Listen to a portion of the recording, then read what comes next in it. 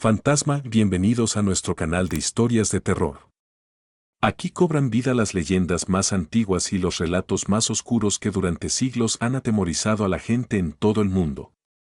Hablamos de fantasmas, demonios, maldiciones olvidadas y criaturas misteriosas de las que quizás sería mejor no saber nada. Cada día te esperan nuevas historias, desde viejas leyendas hasta sucesos reales que aún hoy siguen siendo un enigma.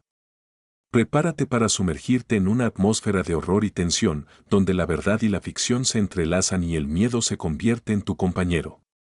Quédate con nosotros si estás listo para escuchar aquello de lo que normalmente nadie se atreve a hablar en voz alta. En la antigua provincia de Cartagena. Año 1762. Se alzaba la hacienda de los Delgado. Una de las familias más influyentes del Virreinato de Nueva Granada, una mansión colonial de piedra blanca que los locales llamaban la mansión de los suspiros, no por su belleza, sino por los extraños sonidos que parecían emanar de sus paredes cuando caía la noche.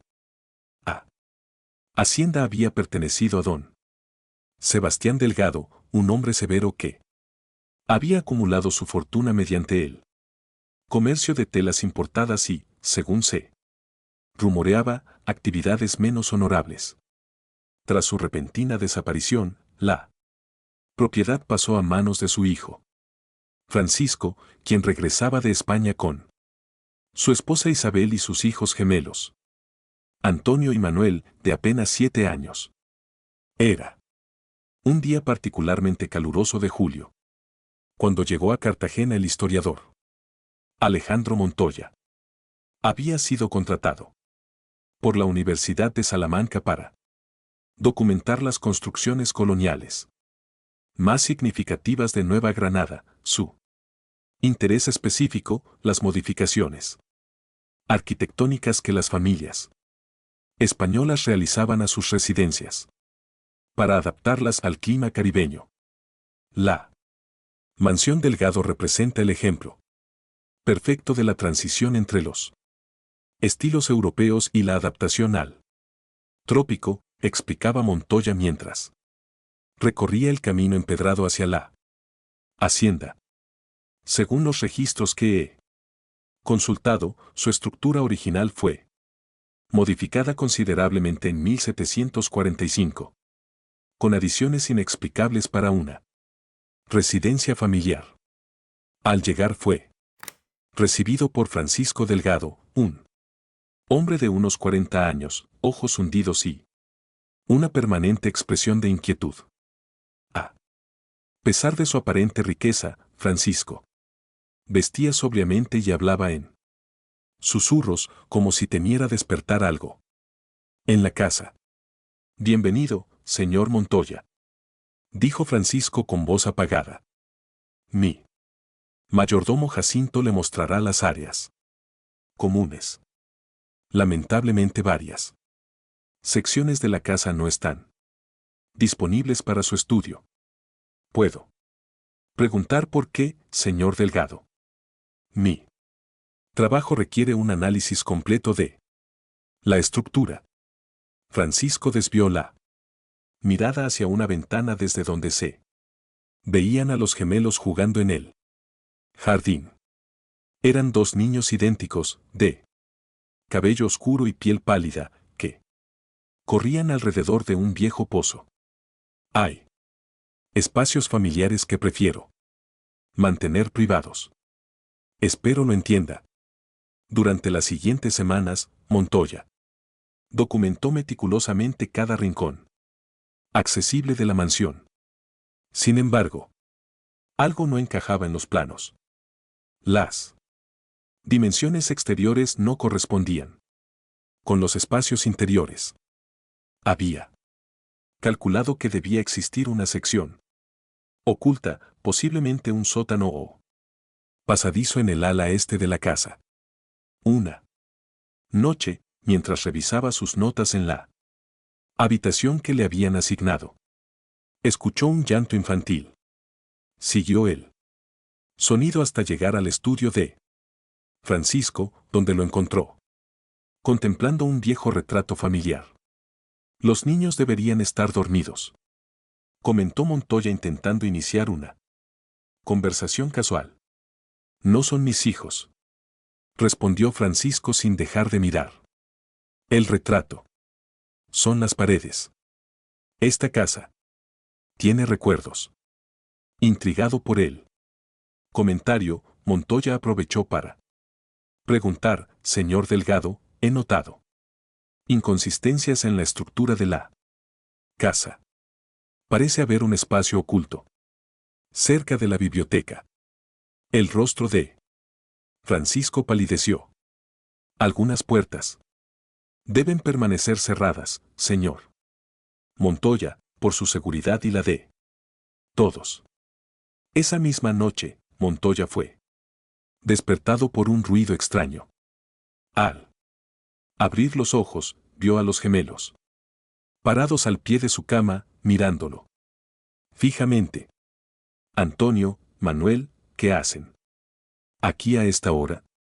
Los niños, sin responder, señalaron hacia la ventana y luego salieron corriendo de la habitación.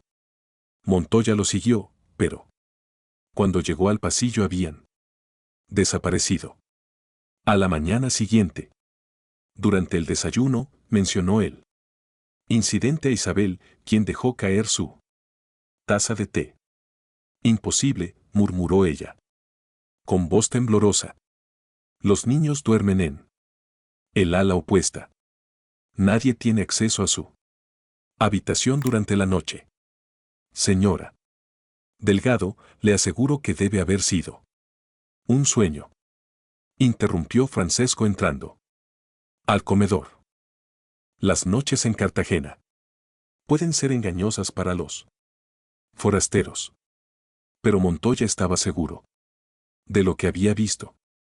Y más tarde ese día, mientras examinaba los cimientos del ala este, descubrió algo perturbador, una pequeña puerta de madera casi imperceptible, integrada en la pared del sótano principal. ¿Qué habrá del otro lado?, se preguntó, notando que la puerta tenía un curioso símbolo tallado, dos círculos entrelazados, el mismo símbolo que había visto en un medallón que los gemelos llevaban al cuello. Cuando intentó abrir la puerta, escuchó pasos acercándose. Era Jacinto, el mayordomo, con una expresión severa. El señor Delgado solicita su presencia inmediata en el estudio, dijo con tono cortante. Y le recuerdo que esta área está fuera de los límites de su investigación. Montoya asintió, pero antes de seguir al mayordomo alcanzó a ver una pequeña mano impresa en la pared cercana a la puerta. Una mano infantil marcada con lo que parecía ser tinta o quizás algo más oscuro. El encuentro con Francisco Delgado en su estudio fue tenso. El hombre había desplegado varios documentos sobre su escritorio, todos relativos a la historia de la hacienda, claramente seleccionados para desviar la atención de Montoya. Comprendo su curiosidad académica, dijo Francisco, con una sonrisa forzada. Pero hay aspectos de esta casa que no son relevantes para su estudio arquitectónico. Le proporcionaré estos documentos oficiales que detallan las modificaciones realizadas en 1745. Montoya examinó los papeles con aparente interés, pero su mente seguía en aquella pequeña puerta del sótano. ¿Puedo preguntar quién ocupaba la hacienda antes de su regreso de España? Francisco tensó la mandíbula.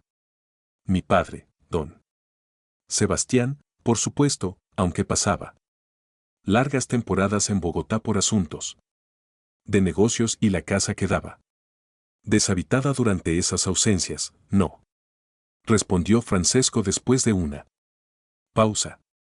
Mi tío Ernesto residía aquí. Él cuidaba de la propiedad.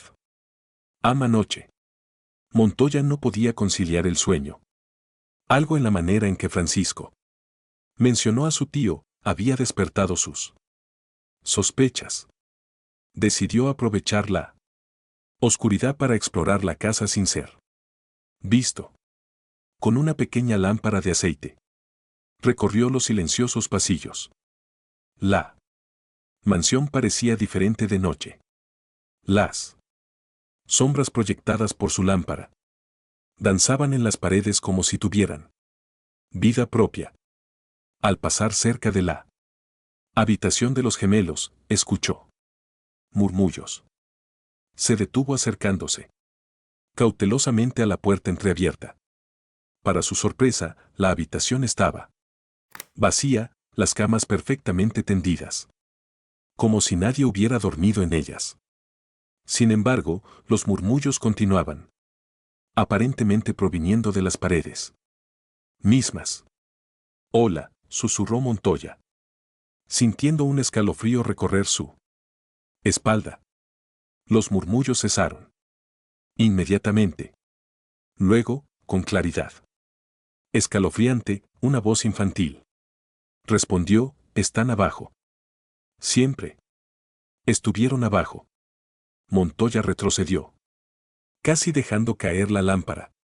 Salió apresuradamente de la habitación y continuó su camino hacia el sótano. Necesitaba ver qué había detrás de esa puerta antes de que amaneciera. El descenso al sótano principal resultó más difícil de noche. Los escalones crujían bajo sus pies, amenazando con delatar su presencia. Finalmente llegó a la pequeña puerta con el símbolo de los círculos entrelazados. Intentó abrirla, pero estaba cerrada con llave.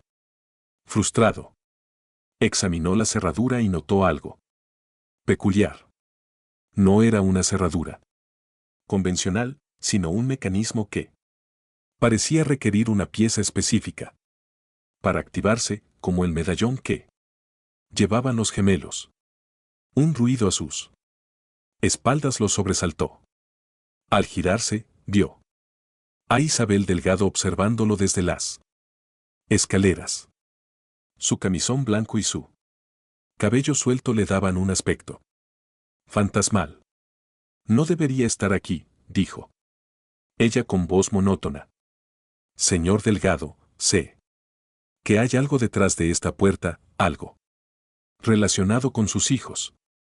El rostro de Isabel se contrajo en una expresión de dolor. «Ellos no son mis hijos». «¿Qué?» «Antonio y Manuel no son mis hijos», repitió acercándose lentamente. «Son los hijos de Ernesto, mi esposo y yo». «No podemos tener hijos». Montoya intentó procesar esta revelación. El hermano de su esposo, el que cuidaba la hacienda. Isabel sintió sus ojos brillando con lágrimas contenidas. Ernesto tenía una obsesión. Estudiaba prácticas antiguas, rituales indígenas mezclados con alquimia europea. Estaba convencido de que había encontrado el secreto para manipular la luz y la oscuridad. Don Sebastián lo toleraba porque sus experimentos ayudaban a aumentar la producción de la hacienda. ¿Y qué tiene que ver eso con los gemelos? Todo, suspiró Isabel.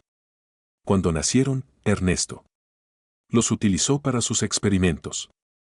Decía que los gemelos tenían una conexión especial, que podían ser conductos entre nuestro mundo y algo más. Montoya sintió un nudo en el estómago. ¿Qué les hizo? Los llevaba al sótano, al otro lado de esa puerta. Isabel señaló con un dedo tembloroso. Los sometía a largas sesiones en completa oscuridad, interrumpidas por destellos de luz cegadora. Decía que estaba entrenando sus ojos para ver lo que otros no podían. Y don Sebastián lo permitía. Don Sebastián desapareció cuando descubrió lo que su hermano estaba haciendo realmente con los niños. Vino a rescatarlos una noche, pero ninguno salió de ese sótano. Un escalofrío recorrió la espalda de Montoya. Y. Ustedes adoptaron a los gemelos al regresar de España. Isabel negó con la cabeza, sus ojos fijos en algún punto lejano. Nosotros encontramos a los niños en España, 2 huérfanos idénticos. Fue demasiada coincidencia. Francisco insistió en traerlos. Dijo que era una oportunidad para enmendar los errores de su familia. Pero entonces, ¿quiénes son? ¿Los niños que vi en mi habitación? La expresión de Isabel se transformó, una mezcla de miedo y resignación. Los verdaderos Antonio y Manuel nunca salieron de este sótano, señor Montoya. Lo que usted vio, su voz se quebró.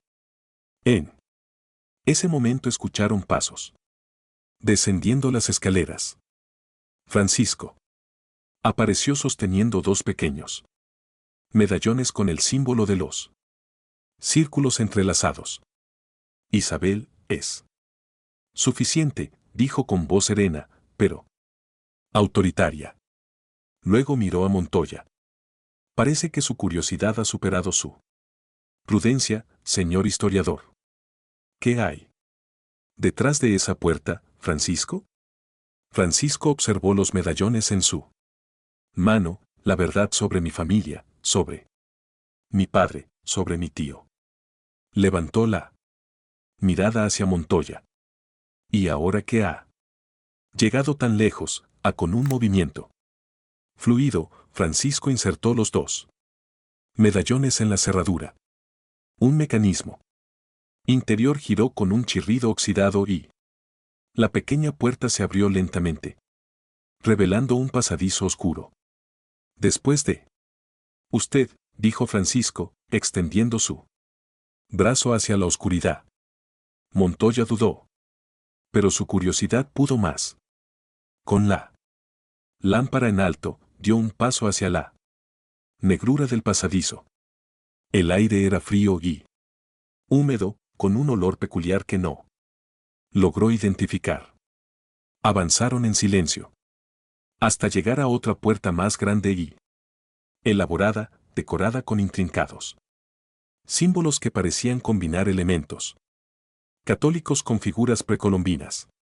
Esta es la verdadera obra de mi tío Ernesto, explicó Francisco. Un hombre que creía poder dominar las fuerzas que separan la luz de la oscuridad. Al abrir esta segunda puerta, Montoya quedó momentáneamente cegado por un resplandor intenso e imposible que emanaba de algo en el centro de una amplia cámara subterránea.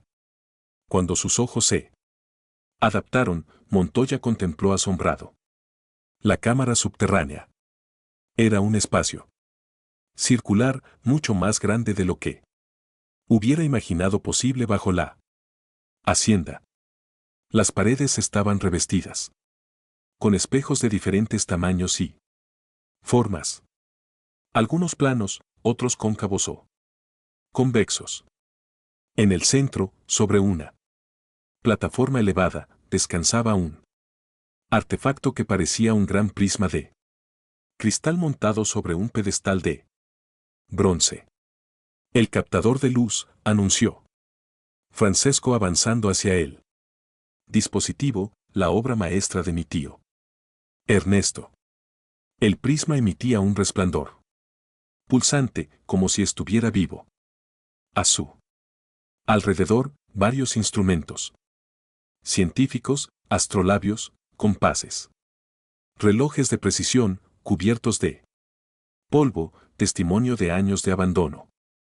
¿Qué es esto?, preguntó Montoya, acercándose cautelosamente. ¿Algún tipo de experimento óptico? Francisco pasó su mano por la superficie del prisma, provocando ondulaciones en la luz que emanaba. Mi tío era un estudioso de la luz. Había viajado por Europa conociendo a los principales científicos de su época, pero también estudió con chamanes muiscas que creían que la luz era un puente entre mundos. Isabel permanecía en el umbral como si temiera entrar completamente en la cámara. Ernesto descubrió que ciertos cristales tallados de forma precisa y expuestos a determinados rituales podían capturar la luz de manera especial. Continuó Francesco. No solo la luz física, sino lo que él llamaba la luz interior de las personas. Montoya recorrió la habitación con la mirada, notando detalles inquietantes, dibujos infantiles en las paredes, dos pequeñas camas en un rincón, juguetes antiguos cubiertos de polvo. Los niños vivían aquí, murmuró sintiendo una opresión en el pecho. Durante casi un año, confirmó Francesco. Tío los mantenía en este sótano, alternando periodos de completa oscuridad con exposiciones al prisma cuando estaba activado. ¿Por qué? ¿Haría algo así? ¿Qué buscaba conseguir? Francisco señaló unas anotaciones en un viejo diario abierto sobre una mesa. Según sus escritos, creía que los gemelos, por su conexión natural, podían ser entrenados para ver más allá de nuestro mundo, para percibir lo que llamaba el lado oscuro de la luz. Montoya hojeó el diario, encontrando diagramas anatómicos de ojos humanos, fórmulas incomprensibles y observaciones detalladas sobre los gemelos. Día 157. Leyó en voz alta. Antonio ha comenzado a describir figuras que aparecen cuando el prisma alcanza su máxima intensidad. Manuel aún se resiste, pero sus pupilas reaccionan de manera idéntica. Pronto, ambos verán. Un escalofrío recorrió su espalda. ¿Qué sucedió con ellos? Y con don Sebastián, Francisco e Isabel. Intercambiaron una mirada sombría. Mi padre descubrió lo que estaba pasando, respondió Francesco. Vino una noche. Furioso, dispuesto a rescatar a los niños. Hubo una confrontación con mi tío. Durante la pelea, continuó Isabel. Cuando Francisco se quedó en silencio. Algo salió mal.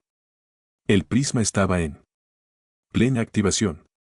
Hubo un destello cegador, como describió el único testigo, Jacinto, que entonces era solo un joven sirviente. Cuando Jacinto pudo volver a ver, retomó Francisco.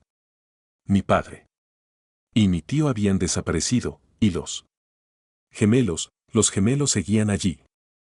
Físicamente, pero ya no podían ver ninguna luz, ninguna sombra.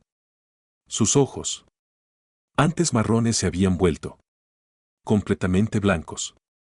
Montoya sintió que le faltaba el aire. ¿Qué está diciendo? Lo que quedó de Antonio y Manuel fueron solo cuerpos vacíos, explicó Francisco con voz quebrada. No hablaban, apenas se movían. Como si sus esencias hubieran sido absorbidas por el prisma. Fallecieron. Pocas semanas después, añadió Isabel. Los médicos no pudieron explicar la causa. Montoya miró nuevamente el prisma, que seguía pulsando con aquella luz hipnótica. Si los verdaderos gemelos murieron, entonces, ¿quiénes son los niños que viven en su casa? Francesco se acercó a uno de los espejos de la cámara, ajustándolo para que reflejara la luz del prisma. Cuando regresamos de España con los huérfanos, pensamos que podríamos enmendar el pasado, darles un hogar a dos niños que se parecían tanto a los originales, pero al entrar a la hacienda se detuvo como si las palabras se le atragantaran. Empezaron a cambiar. completó Isabel. Día tras día se volvían más parecidos a Antonio y Manuel, no solo físicamente, sino en gestos, en preferencias, en miedos. Y las apariciones comenzaron, continuó Francisco. Siluetas infantiles en los pasillos, risas en habitaciones vacías. Juguetes que se movían solos. No. Entiendo, dijo Montoya intentando procesar toda esta información. Francesco señaló el prisma. Este artefacto no solo capturó la luz que los gemelos nunca volverían a ver. Según las teorías de mi tío, capturó algo más. Un súbito cambio en la intensidad de la luz del prisma lo sobresaltó. Las sombras en la cámara parecieron cobrar vida propia, moviéndose independientemente de sus fuentes. Este lugar debe ser sellado. Para siempre, dijo Francisco con determinación. Hemos vivido demasiado tiempo bajo su influencia. ¿Por qué me ha mostrado todo esto?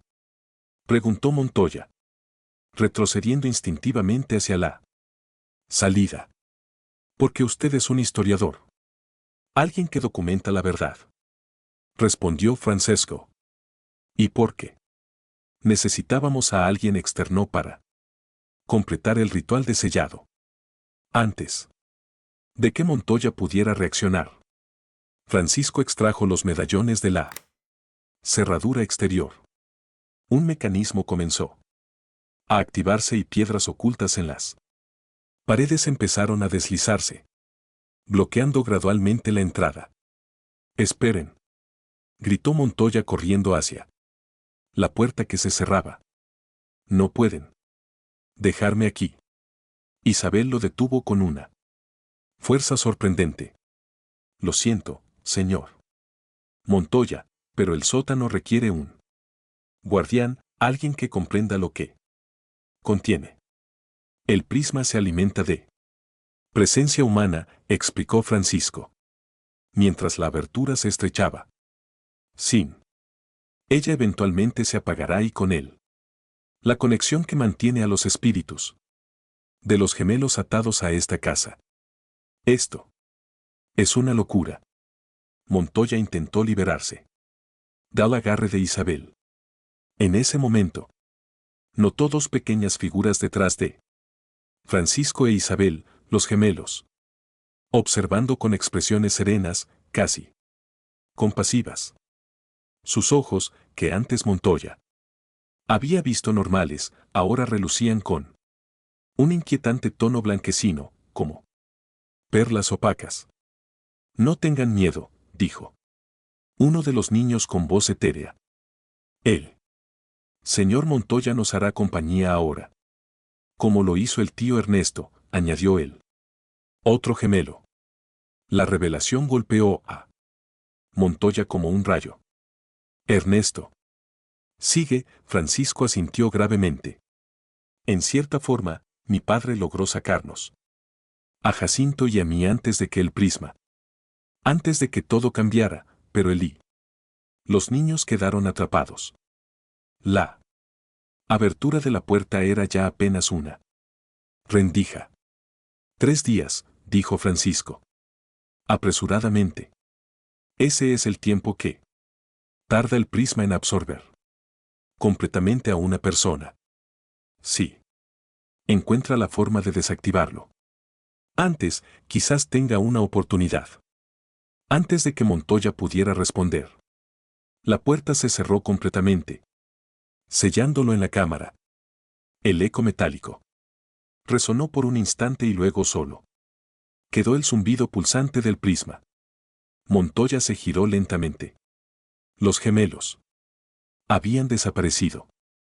En su lugar, en las sombras del rincón más alejado, distinguió la silueta de un hombre sentado frente a un escritorio, escribiendo incansablemente en un diario. La figura levantó la cabeza como percibiendo su presencia. «Bienvenido, historiador», dijo una voz que parecía Llegar desde muy lejos. Ha llegado.